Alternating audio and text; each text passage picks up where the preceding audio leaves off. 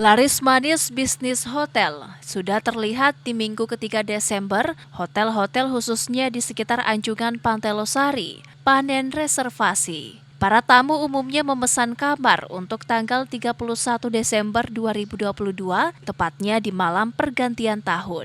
Sejumlah hotel mencatatkan pemesanan kamar banyak dilakukan jauh sebelum tanggal 31 Desember untuk memastikan mereka mendapatkan kamar.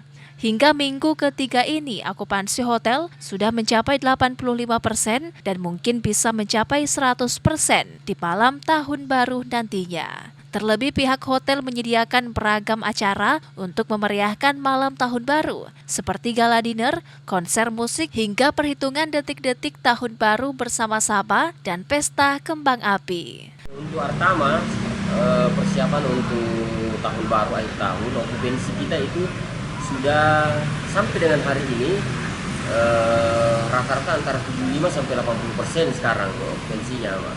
Jadi memang saya harapkan kepada pengunjung atau tamu-tamu reguler yang ingin menikmati suasana Pantai Losari, harapkan ya lebih ini untuk reservasi secepatnya, karena memang kuotanya ini sudah hampir habis nanti untuk reservasi kita.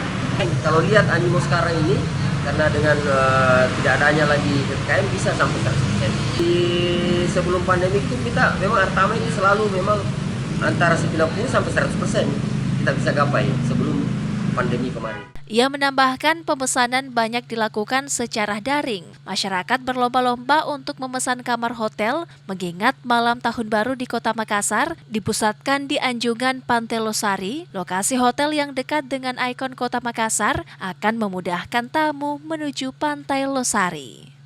Mulyadi, Fajar TV dan Fajar Radio melaporkan.